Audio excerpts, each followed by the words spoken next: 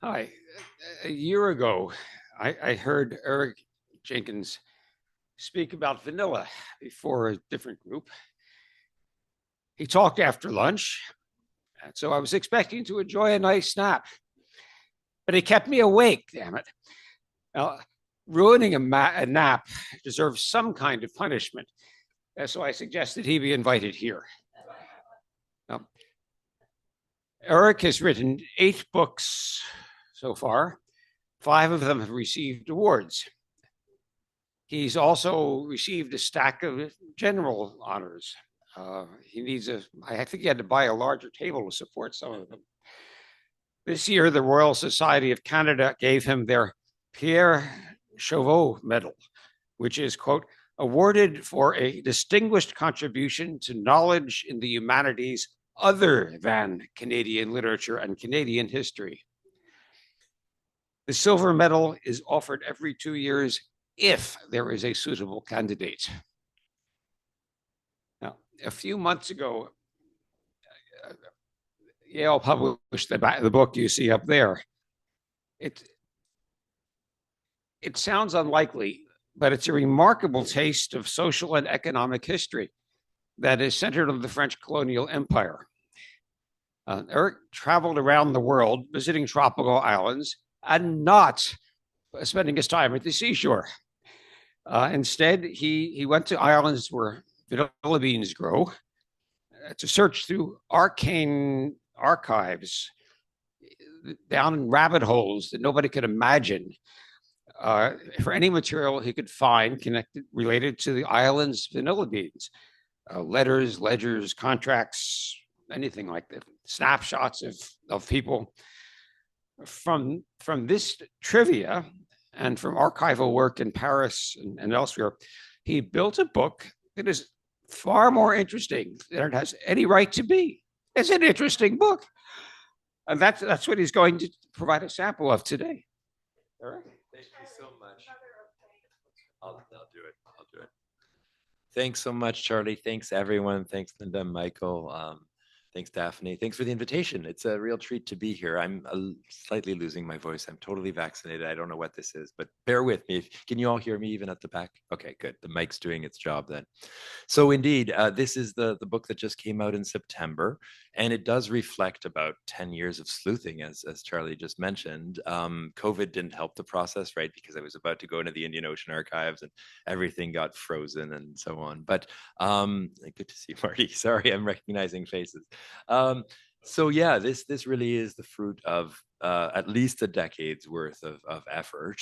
And in addition to being social and economic, I try to tie in cultural history, gender history, the history of labor, all sorts of other kinds of histories. Knowing that I'm being guided by these pods. So let's say a word or two about vanilla itself. First of all, you've all tasted vanilla, but what you may or may not know is that 99% of what goes into supermarket yogurts and ice cream is not real vanilla. And so I want to talk a little bit about that today. And I also want to talk about real vanilla's challenges, right? So real vanilla is an orchid, and it grows on a host plant. Yes, there are ways of having it grow on a concrete pillar, but let's not go down that rabbit hole right now. Here you see my snapshots of the French Caribbean island of Guadeloupe on top, with vanilla vines growing up old growth forest trees. Now, ideally, farmers actually don't want it to go all the way up for obvious reasons. How do you recoup? How do you pollinate flower when it's way up there? And how do you then recoup the bean without a ladder or climbing the darn tree? But it shows you exactly what vanilla would have looked like in old forest Central America, which is where the vast majority of vanilla comes from. All vanilla is originally from the Americas. There's 3 big families of vanilla that are edible. If you go to Soma Chocolate, sorry to make a plug, but downtown, they actually source their vanilla from even minor producers that I'd never heard of with subvarietals. But yeah, the big 3 families are Planifolia, Pompona, and Tahitensis. And the biggest one, Planifolia, originally comes from Mexico and Guatemala and surrounding regions. Pompona comes from South America, and Tahitensis somehow migrated to the French Polynesian islands in the mid 19th century. So I'll get back to that. So here you have some of the sort of fundamentals of vanilla. It grows on old growth forest, and therefore, unlike something like coffee or cacao, it's actually on average, friendly to the environment. You can't clear cut a forest to make a vanilla grove. You need to keep the forest to have a vanilla grove, which is an important point. Another point is that it's hugely labor intensive. And you sort of get a hint of that in with the picture down below on the right, which I took in French Polynesia. You you need to pollinate the flower.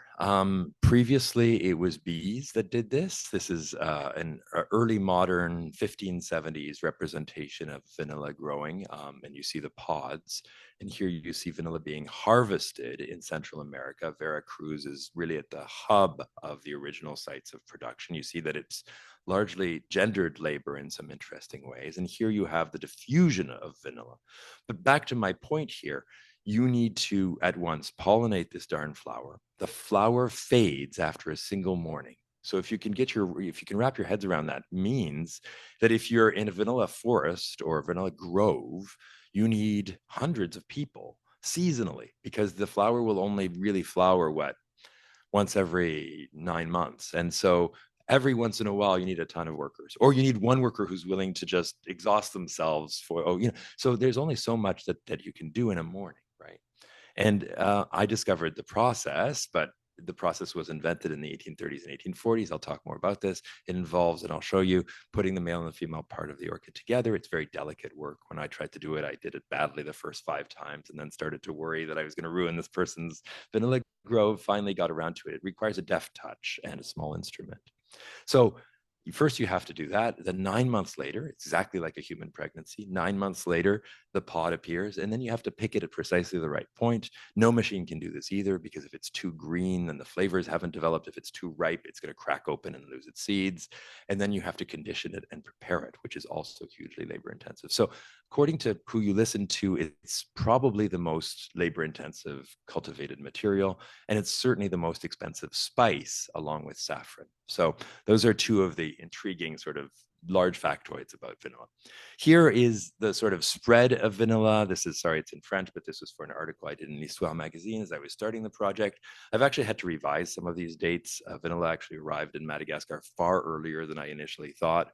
But beyond that point, the central key point here is the original zone of production in the Americas, where previous to the 1830s, it was entirely pollinated by bees.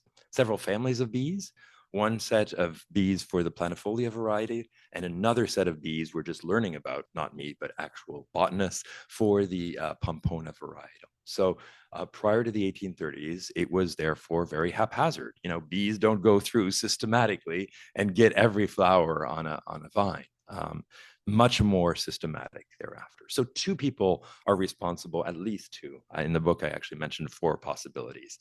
It's one of these cases I think of plural discoveries in an age of orchidology. Just like tulip mania once sort of swept the world, so too was orchidology on everybody's minds, orchids, for decorative reasons in the early 19th century. And so a race was underway to sort of manually pollinate or artificially pollinate somehow the only lucrative or edible orchid, right? There's no other orchid that serves a purpose for humans other than decorative, to my knowledge. I don't even really think it goes into medicine for that matter. It's really something that's decorative, with the exception of vanilla. Vanilla is the one that you can eat, the fruit, not the flower. So this brings us to the multiple discoveries. One I won't get into is in Belgium in 1836, a scientist by the name of Charles Morin, who does achieve this under laboratory conditions after working on other orchids and making them reproduce. He manages to do it on his orchid plant in Liège. The problem is that, of course, he's only got the one orchid plant under a greenhouse. And, even though he applies this, he's only ever able to produce something like 300 pods, which is hardly going to rival with Mexico's admittedly unreliable supply from bees, but still, much bigger. On the other hand, on the Indian Ocean island of Réunion in 1841, an enslaved teenager by the name of Edmund comes up with a method that A, is much more transparent, B, is much easier, and C, he's willing to share. Now, he's an enslaved teen. He might not have had a say in whether he was allowed to share it or not. But beyond that, those 3 things tied in with the 4th key point, which is environment, right? It's a tropical island. Although the vanilla as we know it was not indigenous to the island. Once it got there, it thrived. And so it was just literally waiting for someone to pollinate it. So Edmund, later known as Edmund Albius, the surname is actually something I could return to in Q&A because it's charged, or maybe I'll get to it here. He only received his surname upon emancipation in 1848, the same year that the island changed its name. The island changed its name many times, but the key point is you've probably heard of Bourbon vanilla, and that Bourbon vanilla comes from this association with the island. Genetically, though, it is in all ways identical to the vanilla planifolia from Mexico. It is just that it was, relocated to the Indian Ocean. So when we think of the slave trade, we always think of the transatlantic slave trade, or at least I think we do. I think that's the most common locus that people think of. But there was a huge Indian Ocean slave trade that historians have worked on extensively. And maybe the most spectacular and tragic story from that slave trade was this incident that occurred in 1761 when a Bayonne-based slave trading vessel ran aground on a tiny uninhabited island off of Madagascar. Many interesting things here. One is that the slaves were all Malagasy, and they were being brought to the Mascarenes, so Mauritius and Réunion, to be slaves on plantations, sugar plantations at the time. But then it ran aground, and the white sailors managed to get away on rafts that they made out of, or rather that the enslaved people probably made out of the boat's remains. And the enslaved people were left to fend for themselves for an astonishing number of years, as you can see here. They were freed from their shackles, but re-enslaved by their new environment, where they waged a heroic struggle to survive. Only 7 remaining women and an 8-month-old infant were found alive an astonishing 15 years after the shipwreck. And the story's now been told in French in a graphic novel and a documentary, but to my knowledge, it hasn't really been reaching English language audiences yet. At any rate, that is the background to the Réunion economy, which was heavily based on sugar until Edmund's discovery in 1841. Here was the estate on which he toiled. Again, really very few markers to it today. If I hadn't been shown by locals that this was the Bellevue estate where Edmund had worked, I probably wouldn't have known. Doesn't even produce vanilla anymore. And these are some of the colonial ledgers that I went through. Charlie mentioned these sort of local archives. The archives of Réunion proved incredibly rich. But what do you do with this sort of material? So here's people's names. Edmund is at the very bottom. I should have brought a laser pointer. Here he is. For some reason, you can't read the D at the end of his name. But what's specified? His height, the fact that he's black, his precise height, so 1.618. The fact that he's black, and the sort of texture of his hair. These are the things that were important to the colonial authorities, which were clearly worried about what? Marronage, escaping. Réunion / Bourbon / whatever else that the island was called is a gorgeous island with a 3,000-meter peak called the Piton des Neiges, the summit of snow. And so just practically, it's never easy to escape, but it was simpler to stay escaped on Réunion because there was a whole society, Maroon society, that emerged in the Highlands. So authorities were particularly keen to ensure that enslaved people not escape. So this is the eureka moment.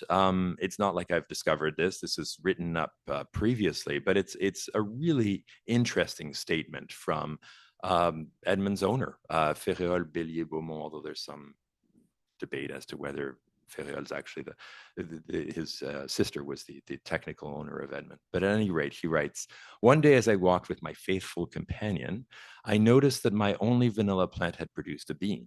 I expressed surprise and brought it to his attention. He told me that he had pollinated the flower.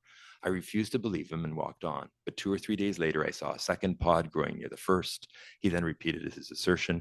I'd asked him how he'd done it. He proceeded to execute the operation that everyone now does. It's known as the Edmund method. The intelligent child, Edmund was 14 at the time, had been able to discern in a same flower the male and female organs and put them properly in contact with one another."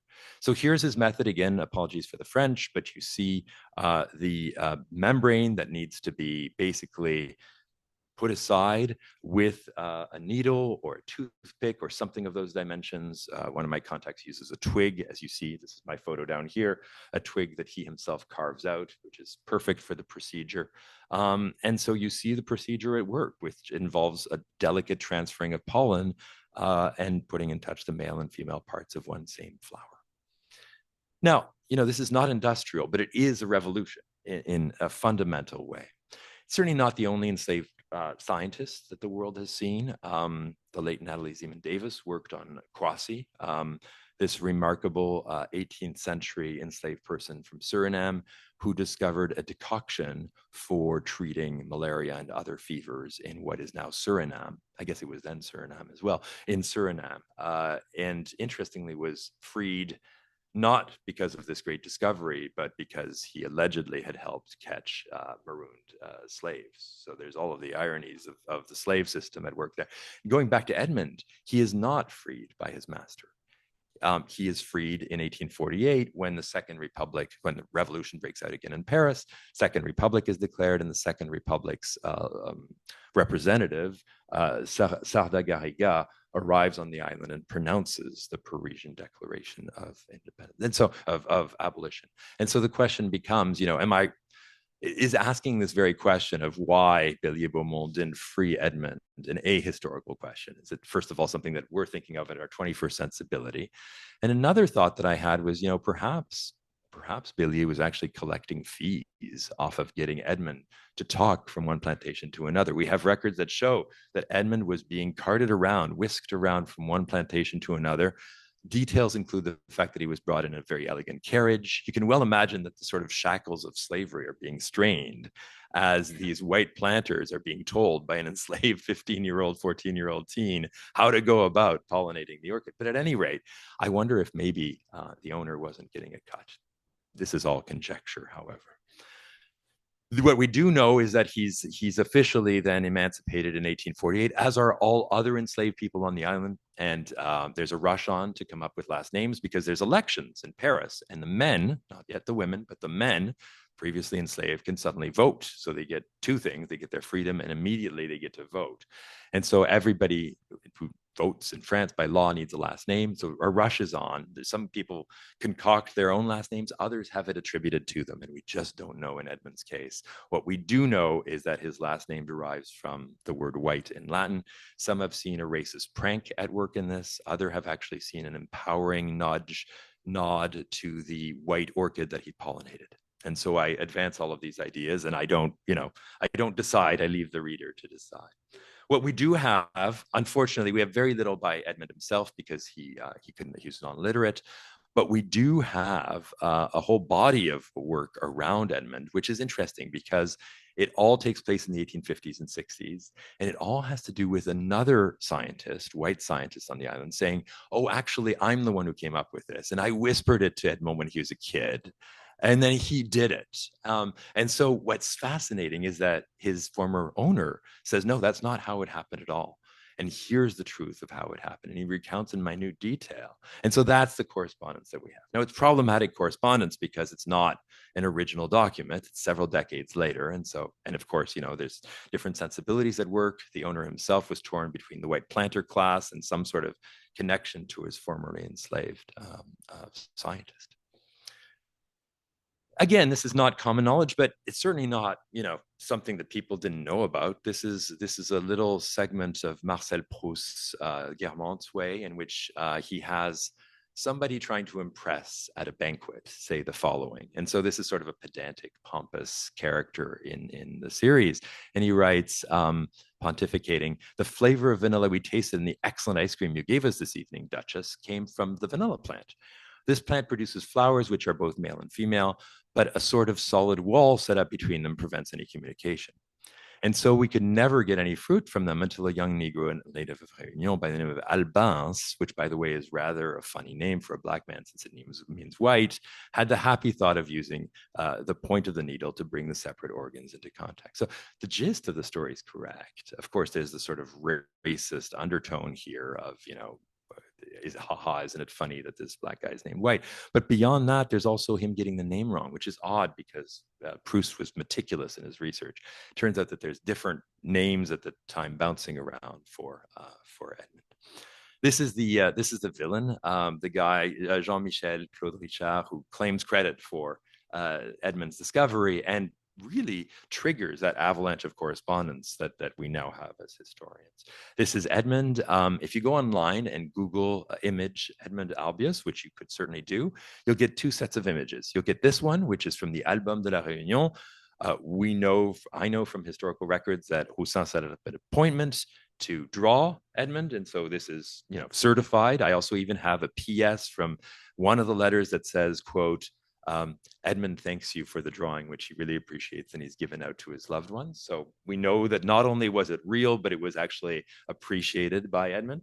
And then there's another one, which I'm not showing you, but again, you can Google it, which is a picture, and it just doesn't add up. First of all, that bears relatively little resemblance. Secondly, photography was only introduced in Réunion in the 1850s.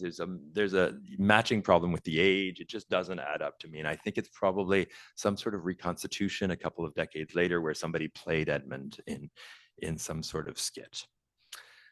All right, this is the very document where Edmund says, thank you for the drawings. Now, there's been various rereadings of this. This one's interesting. It's a surrealist friend of Desnos and all of the surrealists at the time. You'd think that he would be sympathetic, but in this rendition of the story, he has Edmund as a sort of over-sexualized youth, really thinking of sex as he thinks through the pollination of the orchid, and he sort of stabs this orchid and then stomps the orchid, and it's all an accident at the same time as. And so none of this actually stands up to scrutiny. And what's more, if you've ever engaged in the actual manual pollination of an orchid, it's the most delicate thing you can do. And so stomping, clamping, whatever, stabbing, none of that is part of the story. There's now a statue to Edmund, and there's politics around it. I won't get into them in great detail, but one of the interesting things to me is they actually took that record that I showed you of his height and they made the statue to that actual height. And so I, for one, tower next to Edmund, but whatever, you can discuss the nature of this as you will. All right, so how does Madagascar become the #1 global producer of vanilla, a rank that it attains during World War I and it still holds today?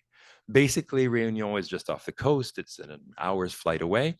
And after the abolition of slavery in French colonies in 1848, the local planters, realizing that this was quite a sector, in the span of just those 7 years, Réunion is just slightly behind Mexico as top global producer. And 10 years after that, it overtakes Mexico, a tiny island in the Indian Ocean. So this is big money. And so some planters think, okay, I literally have letters from one female planter saying, what am I going to do? Now I have to pay my workers. She's writing this to the governor general, and the governor says, well, you sort of have to. It's the new rules. Well, others find a way around it, which is the still independent island of Madagascar with its lower wages and its sometimes dubious labor practices. And so settlers from Réunion, but also Mauritius, set up plantations in the areas that I've circled here, which are actually the closest geographically to Réunion. And they bring the knowledge that they've acquired, and they bring the pods, and they bring the cuttings to Réunion. They bring the manual pollination method. This is a picture taken in the Comoros Islands of someone pollinating the flowers. It's interesting that it's a man. Overwhelmingly, it is actually female labor. It's also often child labor, and this is justified in the records by saying that they have this delicate touch, but in reality, it's a way of either not paying people or paying people less. So here you have the exports from Madagascar taking off. Madagascar soon overtakes Réunion. And one of the interesting features is, so the French invade Madagascar in 1896, but Madagascar is already a vanilla producer before then. And you see here the names of early Malagasy producers who have several hectares of vanilla. So even though it's a colonial context, you have a sort of middle class emerging around vanilla. I argue in the book that it's an incredibly empowering thing. Madagascar is still this terribly poor island, but in the areas that have vanilla, there are pockets of wealth. How evenly they're distributed is another matter, but it does generate revenue, and not just for the planters themselves, also for a series of middle groups that are resellers, preparers, exporters, et cetera, et cetera.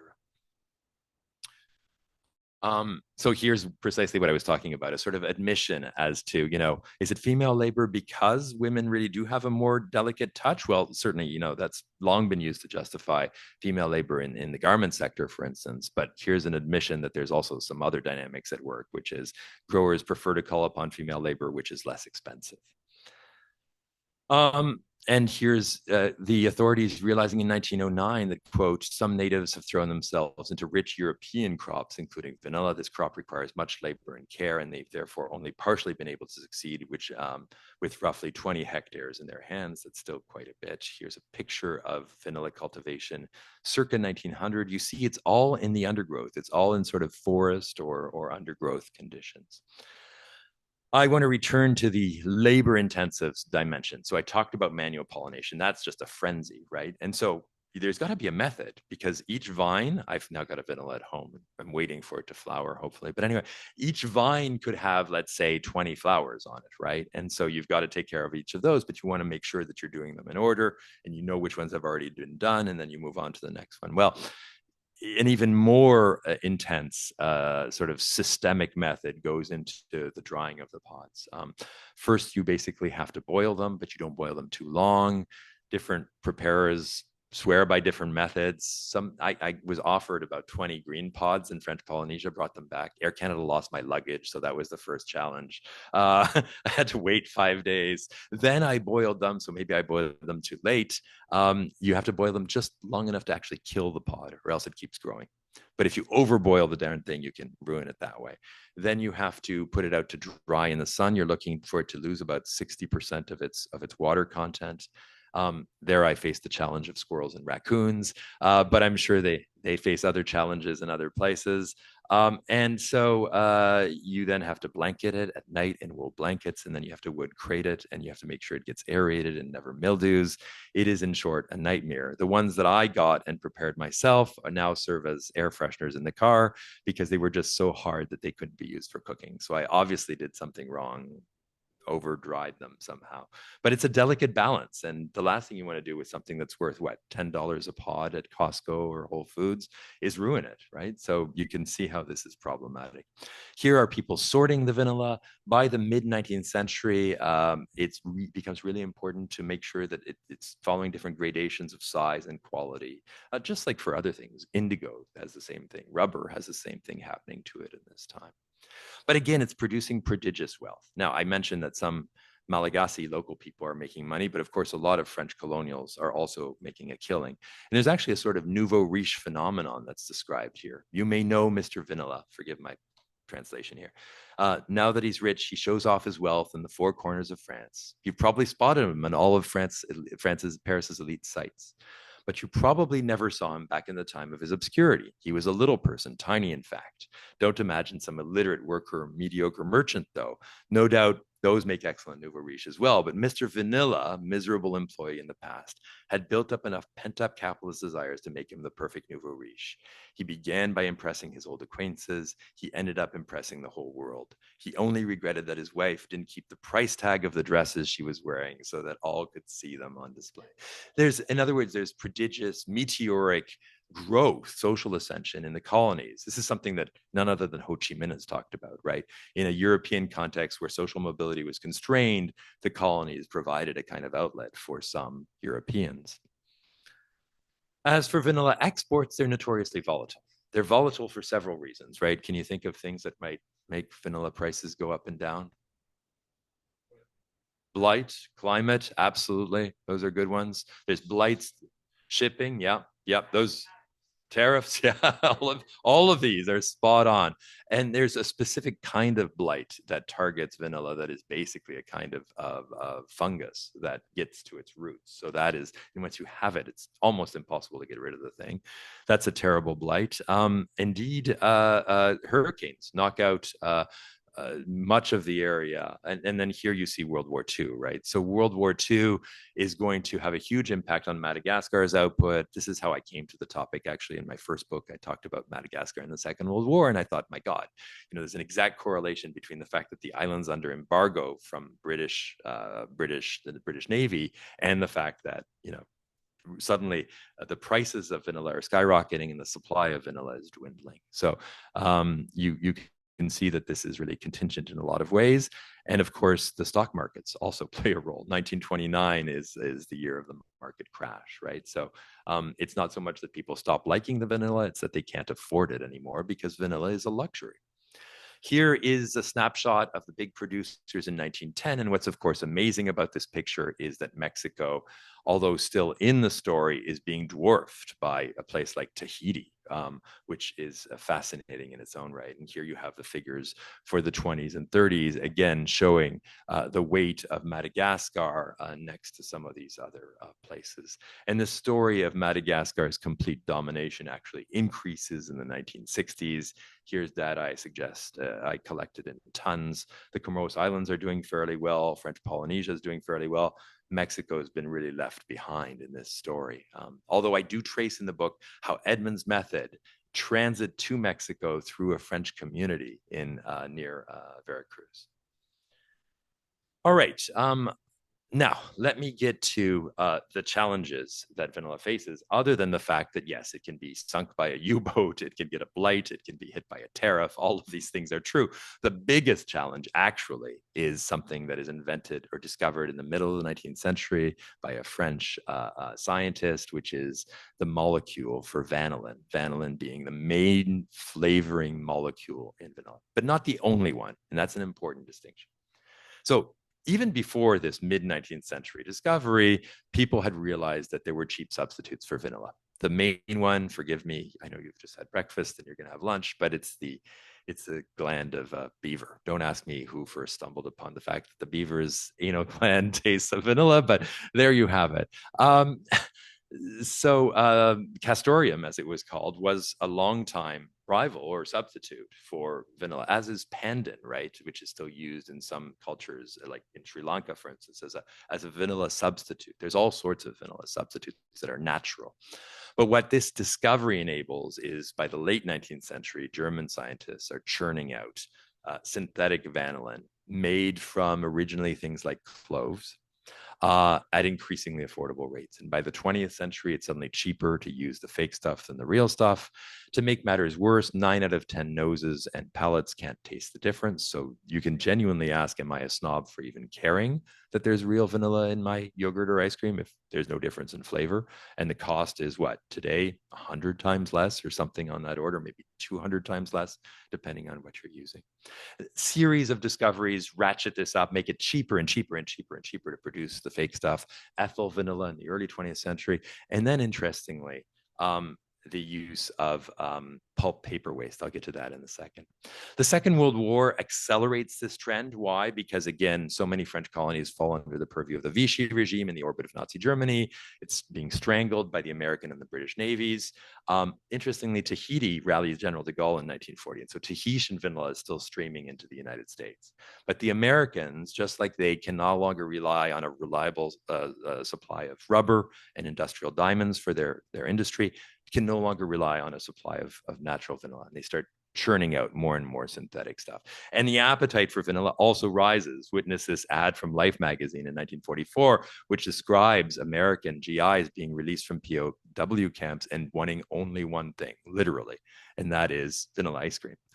Perhaps counterintuitive, but there you have it. There's a barge that the US Navy sets up in the South Pacific to produce ice cream for its Marines involved in the South Pacific Theater. This is serious stuff. And so here's the barge.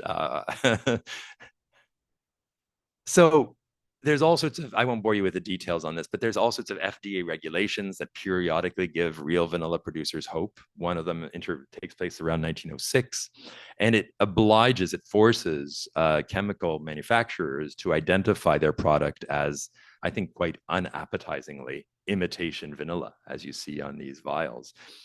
Ultimately, though, the American market still goes for the stuff. Again, if you go to Costco, you'll still see today the real stuff juxtaposed with the fake stuff.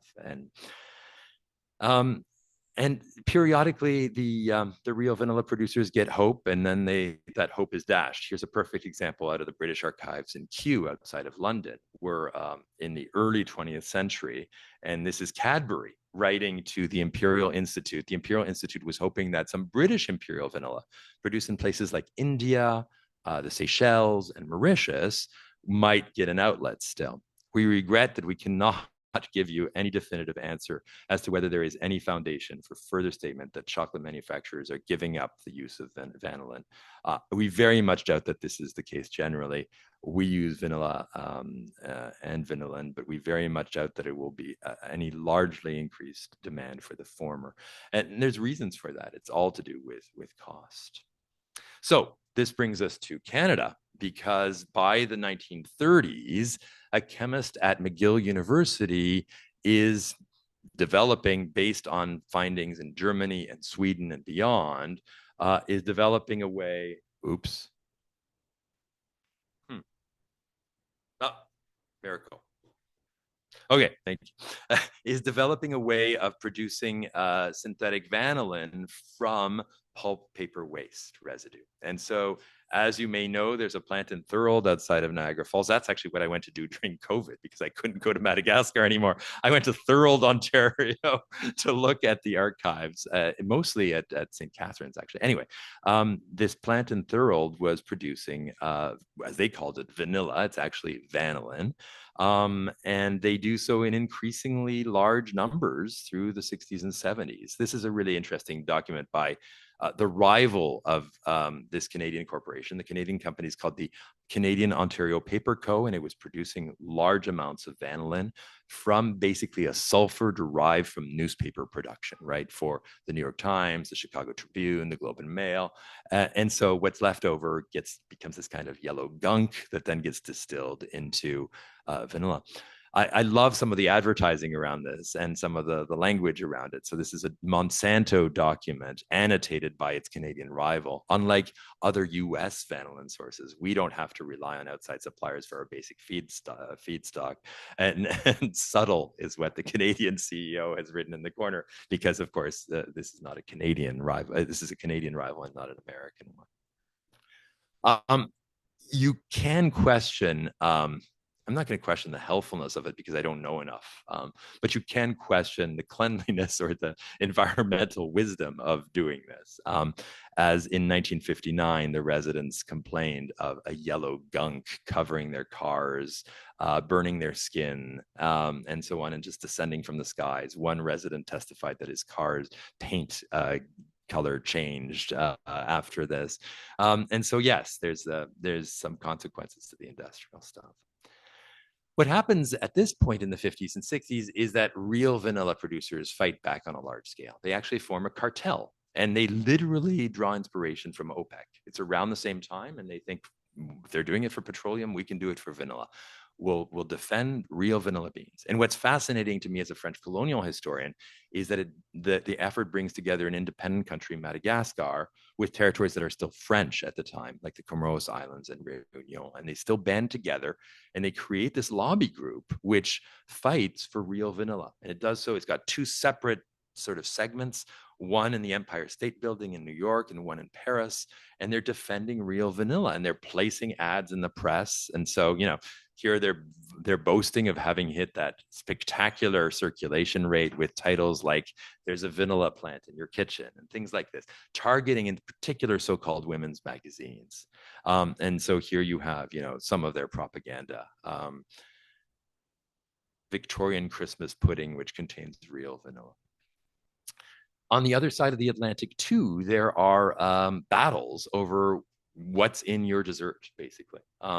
So what the authorities deemed to be problematic in the 70s with this vanilla company was not the randomly topless woman on the image so far, but rather the fact that this was false advertising and that there was actually faux vanilla in their vanilla, and they were hammered by a court that year. Here are representatives of the real vanilla cartel in the 60s and 70s. If you're asking me for my opinion on this, it comes unraveled in the 1980s for a very simple reason. The US buyers, Zyke and Trace, big groups, big acquirers, McCormick Spices, groups like that, basically circumvent the cartel by playing up another outside market producer, rather, which is Indonesia. And Indonesia, of course, has close tie. I won't get into CIA involvement in Indonesia. You can do your own research on this. But at any rate, they bolster this non-cartel member and the cartel basically is undone by it. The cartel is never able to bring into its fold Mexico and Indonesia, which is, in short, its undoing. But it works for a while. That said, there is still confusion among consumers, right? And you see it online. This is something that I looked up in 2021, showing us, okay, yes, Madagascar's production seems about right to me. France's, why not? Because technically French Polynesia and Réunion are part of France. Indonesia, of course, but I defy you to show me any vanilla pods being produced in either Germany or Canada. And so those are actually numbers tied to synthetic vanillin. And so that there's a real confusion in consumers' minds between, as is there, by the way, between the flower and the pod, right? Why do we think of vanilla as white when it's actually black? We think of it as white for two reasons. One is it's the cream of the vanilla ice cream, and the other is the flour. But of course, we're not eating the flour, and flour is sometimes more yellowish than it is white. So these attempts to fight back were numerous. I see them all over in the 60s with real, drawn out campaigns to promote real vanilla. Here's a press release in France explaining the difference between vanilla and vanillin, insisting on labels containing words like chemical or artificial or imitation. This is an ad in the press saying, some vanilla desserts don't contain natural vanilla. You learn something new every day. This is a TV ad from 1973, which you can see online, where a mother feels vindicated by showing that she's using products with real vanilla in the yogurts that she's serving her family. That, by the way, brings me to something else, which is these advertising campaigns are promoting real vanilla, but they're doing it through sort of fanciful genealogies. They're talking about, vanilla from the French Caribbean. Well, the French Caribbean's a tiny producer, and yet, this is the permanent pavilion to the Museum of the Colonies outside of Paris in Vincennes. Vanilla is being associated with Martinique and Guadeloupe in metropolitan minds in really interesting ways. And part of it, I argue, is the women who are selling vanilla in French rural markets are often from Martinique and Guadeloupe. And you've got all of these interesting sort of segues. Part of the fighting back campaign involves more aesthetic distribution. So here you have a whole, discussion of where should vanilla be in the supermarket? Well, answer is one person. It can't be with regular spices because we're the king of spices. We need our set, we also can't be too close to artificial things. We can't be too close to chocolate chips. We have to be in our own display. And so there's efforts to create these self-standing vanilla displays. Huge debates as well around plastic blisters versus glass tubes, with campaigns and also various investigations to see who prefers what. Here's the classic tube that's really been in existence since the late 19th century and hasn't changed very much since. And I'll stop with one final irony, and I'm happy to delve into any other aspects of this, but I'm mindful of the fact that I'm already a couple of minutes over. So it has to do with vanilla becoming white. And vanilla becoming white in some ways is a global phenomenon, but it is, like many things, greatly exacerbated in the United States. And so here's a passage from Maya Angelou. She famously related how under Jim Crow, African Americans in Dept, Arkansas, were banned from eating vanilla ice cream outside of July 4th. Other days, she writes, they had to satisfy themselves with chocolate. So vanilla then became this kind of enduring marker of whiteness, and it was reserved for white folks, a bit like white sliced bread. There's a kind of analogy there. Several things going on here. One, obviously, American racism, but beyond that, it also has to do with the sort of ubiquity of vanilla. Vanilla becomes a synonym for plain. The term vanilla sex or plain vanilla, these are things that become articulated in the 19th century and take off in the 20th. The first reference to vanilla as an adjective to mean bland is probably from the 40s. You see Life magazine talking about the US having a plain vanilla foreign policy. And to understand that, you have to understand that vanilla has come to mean nothing, which is ironic for something that was once the most refined scent in sort of, courts of Europe and beyond.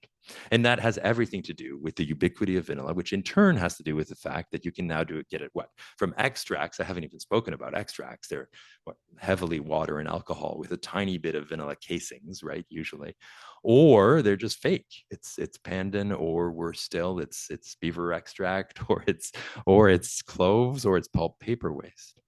So at any rate, this racial trope is widespread. It's not just Maya Angelou. Black American feminist Audre Lorde recalled a scarring childhood memory, her family taking her for vanilla ice cream in Washington, D.C. on the 4th of July, only to be rebuffed. She wrote of the experience, quote, "The waitress was white, the counter was white, the ice cream I never ate in Washington that summer.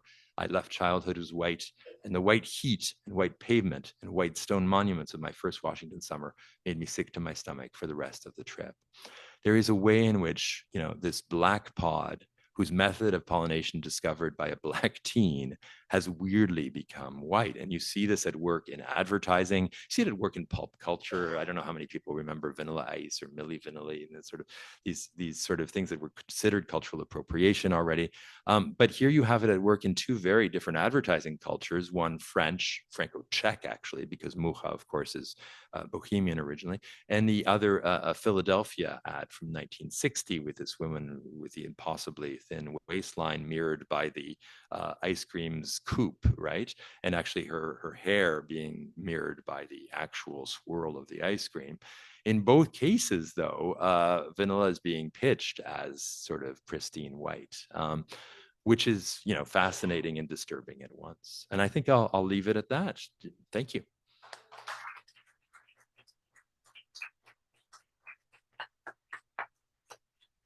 Well, thank you, Eric, for that, can I say, delicious presentation. Let's take a break for 10 minutes and then we'll come back for questions. Thank you.